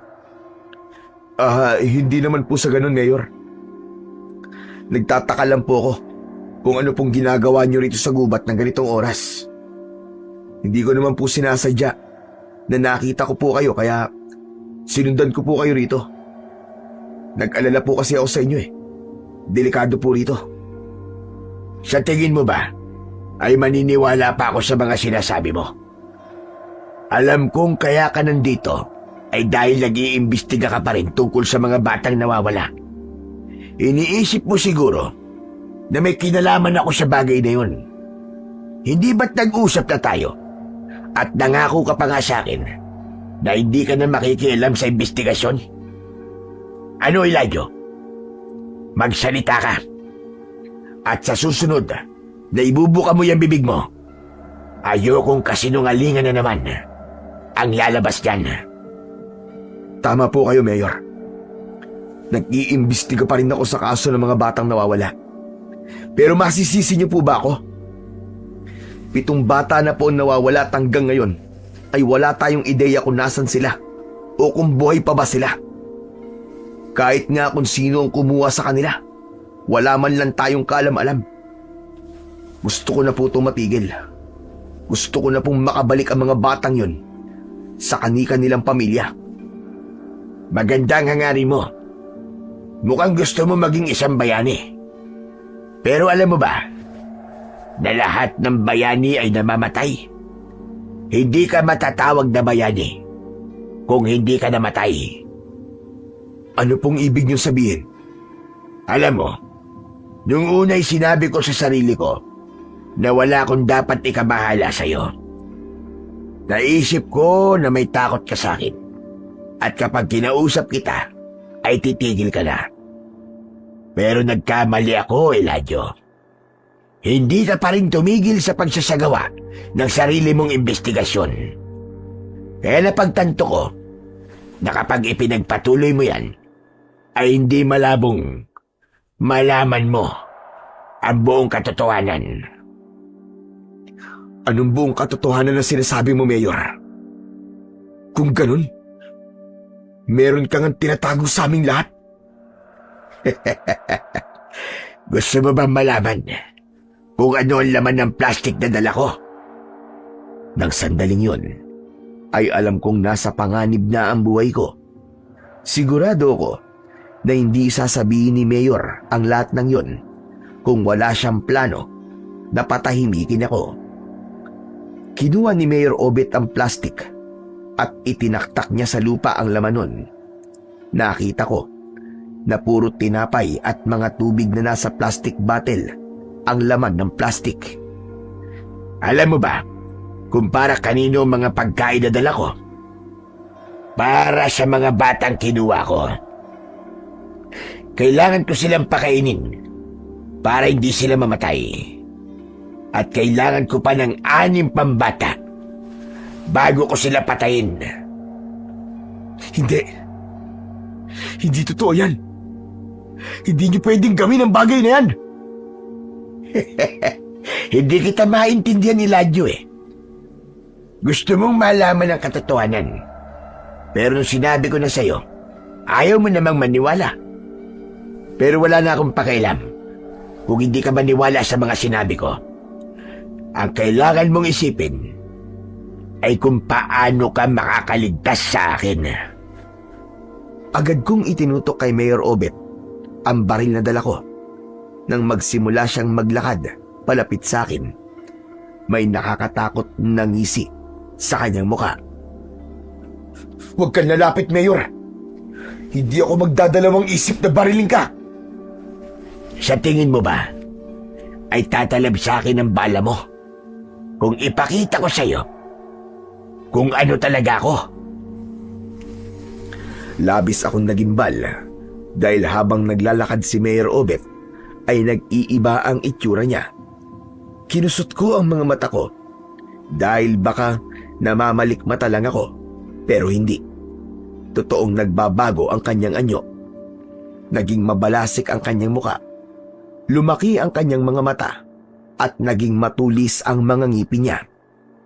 Humaba ang kanyang mga kuko at naging parang maliliit na patalim ang mga yon. Sa isang iglap ay naging isa siyang halimaw. Sino ka? Ano nangyari sa'yo? Ito, ang totoong ako. Isa akong aswang, Eladio. Ayoko sanang ipaalam ito sa'yo. Pero kailangan ko itong gawin. Bago mo pa malaman ang buong katotohanan, kailangan na kitang patayin at patahimikin. Walang hiya ka, Mayor. Pinagkatiwalaan ka naming lahat. Pero lahat pala ng kabutihang pinapakita mo ay hindi totoo. Kayong mga tao, lalo na kayong mahihirap, napakadali ninyong utuin. Pakitaan lang kayo ng konting kabutihan. Bigyan lang kayo ng barya, ay sasabayin nyo na ako na para akong isang Diyos. Pero iba kayo ng lola mo. Masyado kayong matalino. Nakikita nyo ang mali sa ginagawa ko. Kaya ang dapat sa mga kagaya nyo ay binubura na dito sa mundo. Huwag mong idadamay dito ang lola ko, hayop ka. Ako ang harapin mo! Hindi ikaw ang masusunod sa pagkakataong ito, kundi ako. Mabilis na tumakbo ang aswang palapit sa akin. Dalawang magkakasunod na putok ang aking pinakawalan. Tumama ang bala sa dibdib ng aswang, pero hindi man lang niya yon ininda. Patuloy pa rin siya sa pagtakbo upang ako ay sagpangin. Tuloy-tuloy naman ako sa pagpapaputok ng baril hanggang sa naubusan na yon ng bala. Nagulat na lang ako nang sinunggaban ako ng aswang. Natumba ako at napahiga sa lupa.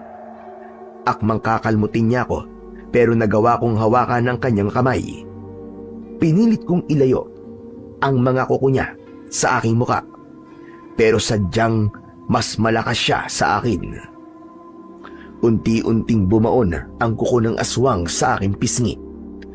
Isang malakas na sigaw ang kumawala sa aking lalamunan. Huwag kang mag-alala, Elijah.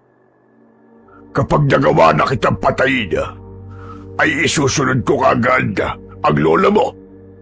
Para nang sa ganun, magkasama pa rin kayo hanggang doon sa kabilang buhay. Ginamit ko ang lahat ng lakas ko hanggang sa nagawa kong itulak ang aswang. Sinamantala ko ang pagkakataon na yon. Tumakbo ko ng mabilis kahit wala akong ideya kung saan ako papunta.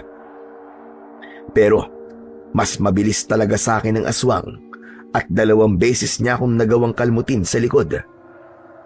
Ganun pa man, hindi pa rin ako pinanghinaan ng loob ng mga sandaling yon. Patuloy pa rin ako sa pagtakbo. Sige lang, Elijah. Tumakbo ka lang. Kung inaakala mo makakatakas ka sa akin, ay nagkakamali ka. Hindi na kita bubuhayin dahil alam mo na ang aking sikreto. Hindi ko na pinansin ang mga sinabi na yon ni Mayor Obet.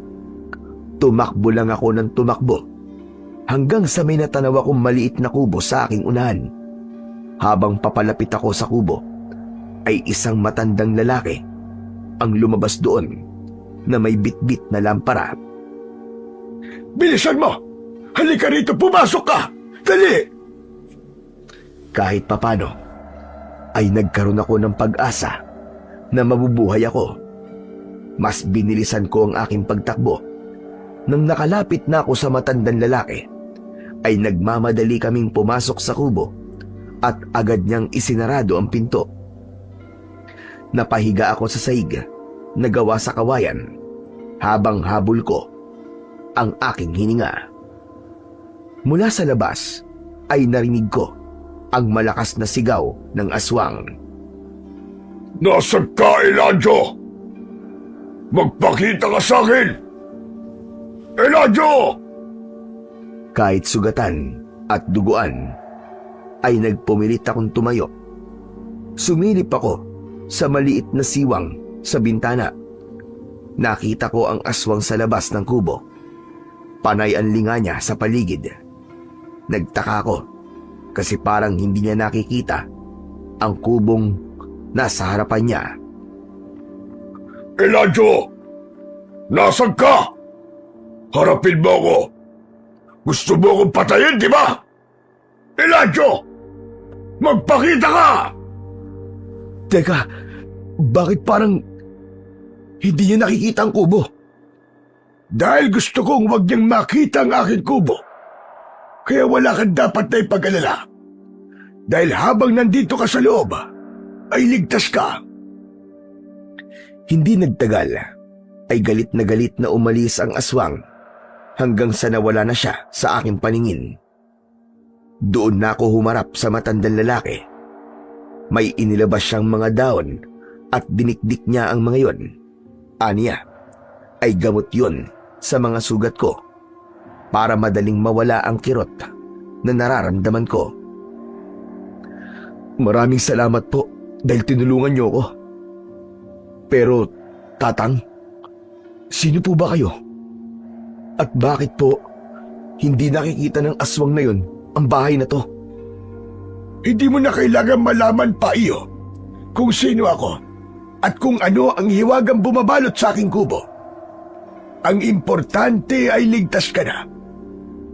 Alam mo, madalas kong makita ang aswang na yun dito sa gubat. Minsan ay may dala siyang pagkain. May mga pagkakataon din na may dala siyang bata. Alam niyo po ba kung saan niya dinadala ang mga batang sinasabi niyo? Oo, doon sa kuweba malapit sa ilog. Kapag naglakad ka mula rito, siguro ay aabutin ka ng kalahating oras. Basta't sundan mo lang ang direksyon kung saan lumulubog ang araw, ay mararating mo ang kuwebang sinasabi ko sa'yo. Salamat po. Napakalaking tulong po na sinabi niyo sa akin, Tatang. Ang aswang na yun po, siya po ang mayor sa bayan namin. Hindi ko po akalain na isa pala siyang kampo ng kadiliman at siya rin ang kumukuha sa mga bata sa lugar namin. Ang hindi ko lang po alam ay kung bakit niya yung ginagawa. Ako? Alam ko kung bakit niya yung ginagawa. Talaga po? Bakit po, Tatang? Simple lang ang sagot niyan. Gusto niyang maging immortal na aswang. Isang aswang na walang kamatayan. Andin yun. Upang maging napakalakas niya, kailangan niya ng dugo ng 13 bata. At kapag sumapit ng kabilugan ng buwan, ay doon niya na isasagawa ang ritual para maging immortal na siya. Papatayin niya ang mga bata, iinumin, at ipapaligo niya ang dugo ng mga batang yon. Ngayon naiintindihan ko na kung bakit sinabi ni Mayor Obet na hindi pa niya papatayin ng mga batang kinuha niya. Pero bakit niyo po alam ang mga yan? Sino po ba talaga kayo? Tumigil ka na sa kakatanong kung sino ako dahil wala kang makukuha ang sagot mula sa akin. Alam ko ang bagay na yan dahil dito ako nakatira sa gubat. Alam ko ang lahat ng nangyayari rito. Pasensya na po kayo. Naihiwagaan lang po talaga ako kung sino kayo. Hindi niyo pa nga po sinasagot kung bakit hindi nakikita ng aswang na yon ang kubo na to. Tapos nadagdagan pa ang katanungan ko kasi nakapagtataka lang po kung paano niyo po nalalaman ang lahat ng nangyayari sa gubat na to. Pero sige, Tatang, kailangan ko na pong umalis. Kailangan ko na pong iligtas sa mga bata na nasa kuweba. Aalis ka at harapin muli ang aswang na wala ka man lang dalang sandata. Sandali lang, maghintay ka dyan. Meron akong ibibigay sa iyo na magagamit mo sa pakikipaglaban. Nagtaka ko nang tumayo ang matandang lalaki. Isang baul na nasa sulok ng kubo ang binuksan niya. Mula roon ay kinuha niya ang isang kulay itim na latigo at inabot niya yun sa akin. Latigo? Ano naman pong magagawa ng isang latigo laban sa aswang? Wala po ba kayong itak dyan o kahit baril? Huwag mong minamaliit ang latigo na yan dahil hindi yan pangkaraniwang latigo lamang. Yan ay latigo na gawa sa buntot ng kidlat. Nagpapatawa po ba kayo? Paano po ito magiging buntot ng kidlat? Eh wala naman pong buntot ng kidlat ha. Marami ka pang hindi nalalaman dito sa mundo. Maniwala ka sa akin, bata. Ang armas na yan ang tutulong sa'yo para iligtas sa mga batang kinuha ng aswang. Yan din ang tatalo sa aswang na kailangan mong labanan. Basta tandaan mo lang na ang bagay na yan ay ginagamit lamang sa kabutihan at pakikipaglaban sa kasamaan. Maniwala ka lang sa taglay niyang kapangyarihan at sigurado ako na mapapalabas mo ang rurok ng lakas ng latigo na yan nagawa sa buntot ng kidlat. Wala na rin naman po ako mapagpipilian kundi gamitin ang latigo na to. Sige, Tatang, kailangan ko na pong umalis. Maraming salamat po sa tulong nyo. Sige na, umalis ka na para mailigtas mo na mga bata. Pagpalain ka nawa. Muli akong nagpasalamat sa matandang lalaki. Lumabas ako ng kubo niya, nadala ang latigo na sinasabi niya nagawa sa buntot ng kidlat. Pagkalabas ko ng kubo, ay labis akong nagtaka dahil hindi ko na nakita ang kubo. Bigla yung naglaho na parang bula. Doon ko napagtanto na talagang mahiwaga ang matandang lalaki na yon.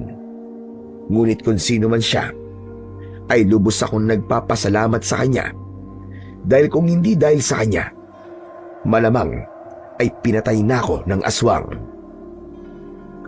Agad akong kumilos. Sinunod ko ang sinabi ng matandang lalaki at tinako ang direksyon kung saan lumulubog ang araw. Hindi nagtagal ay nakita ko na ang ilog at ang kuweba. Pero bago pa man ako makapasok sa kuweba, ay lumabas na mula roon si Mayor Obet na nasaan yung aswang pa rin. Hindi nga ako nagkamali.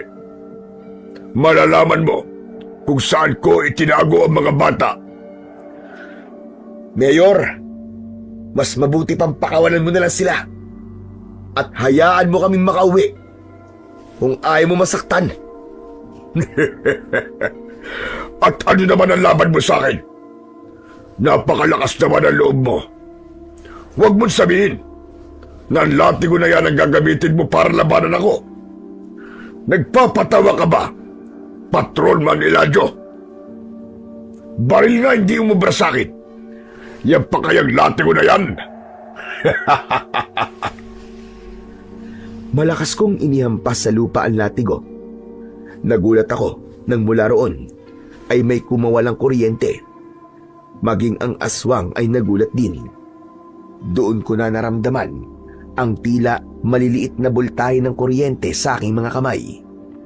Pakiramdam ko ay napakalakas ko ng sandaling yon at sigurado ko na dahil yon sa latigong ibinigay sa akin nung matandang lalaki. Bigla kong nagkaroon ng lakas ng loob na atakihin ng aswang. Tumakbo ko papalapit sa kanya at agad ko siyang hinampas gamit ang latigo, pero mabilis niya yung naiwasan. Muling nagpakawala ng kuryente ang latigo nang tumama ang dulo nun sa isang bato. At saan mo naman nakuha ang latigo na yan? Mukhang kakaiba yan. Gusto kong makuha ang sandata na yan dahil mapapakinabangan ko yan. Ano kasi ni swerte? Hindi ako papayag na mapasa kamay mo ang sandatang to. Dahil ang sandatang ito ang tatapos sa kasamaan mo!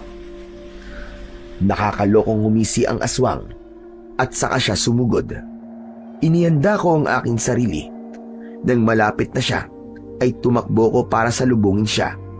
Pero pumihit ako sa aking kaliwa at doon ko inihampas sa kanya ang latigo.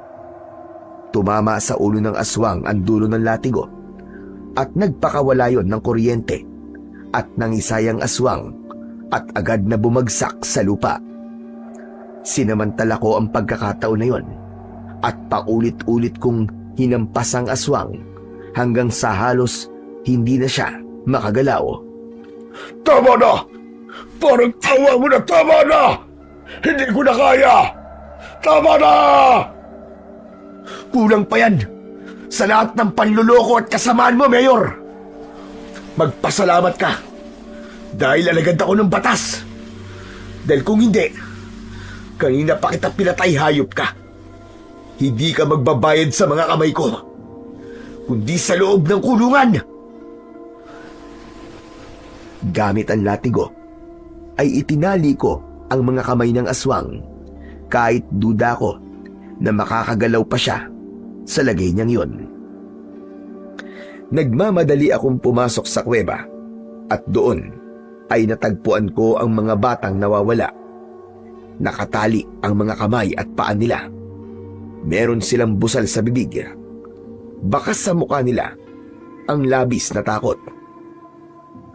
Huwag kayong mag-alala mga bata. Ligtas na kayo. Makakauwi na kayo sa pamilya nyo. Isa-isa kong pinakawalan ang mga bata. At pagkatapos ay magkakasama kaming lumabas ng kuweba. Sa labas ay nandoon si Bojo at kasama niya sina Kapitan at ilang mga tanod. Hindi sila makapaniwala nang sabihin ko sa kanila ang nangyari. Pero nang nasaksiyan nila ang pagbabalik ng aswang sa anyong tao, ay nakita nila na si Mayor Obet yun at doon na sila naniwala sa mga isiniwalat ko sa kanila. Sa gabi rin na yon ay ligtas na nakauwi ang lahat ng batang kinuha ni Mayor Obet. Mabilis na umusad ang kaso laban kay Mayor at sa mga pulis na binayaran niya para itago ang katotohanan. Nahatulan sila ng habang buhay na pagkakabilanggo.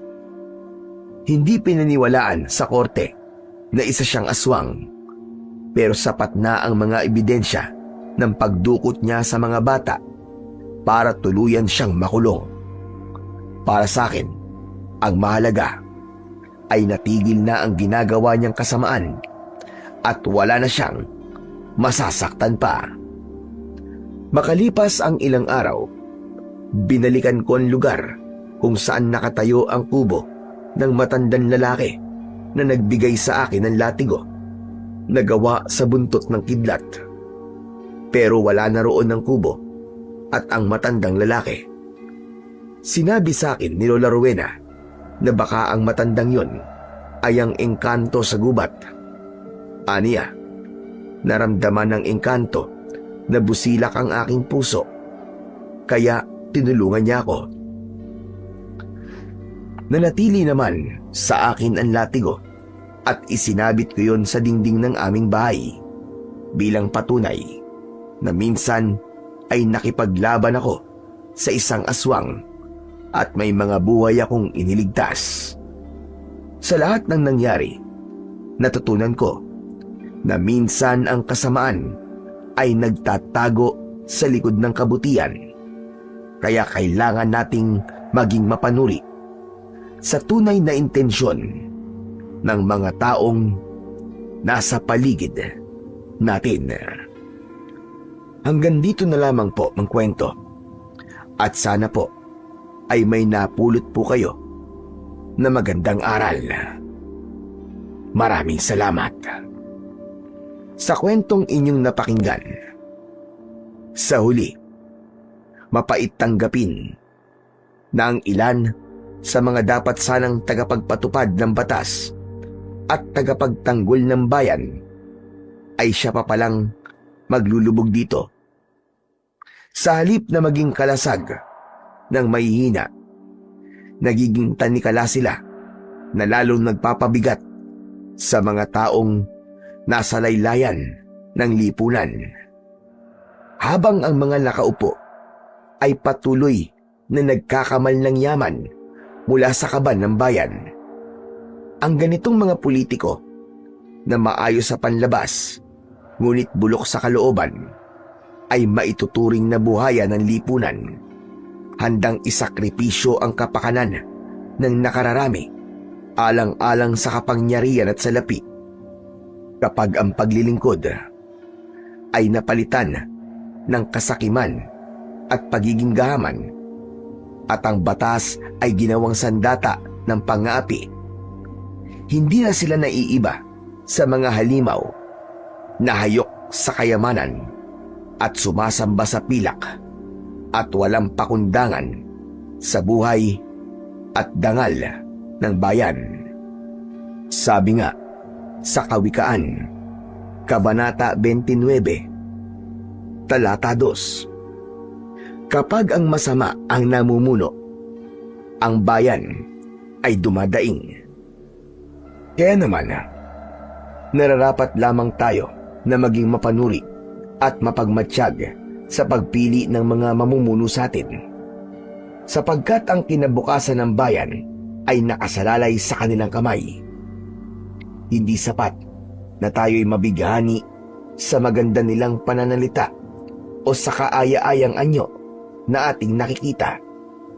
Dahil may mga pagkakataon na ang panlabas ay tila banal, ngunit ang kalooban ay puno ng dumi at kasamaan. Ang ganitong mga pinuno na inuuna ang pansariling kapangyarihan at kasakiman ay maaaring humila sa sambayanan tungo sa kapahamakan, tulad ng bulag na umaakay sa kapwa bulag.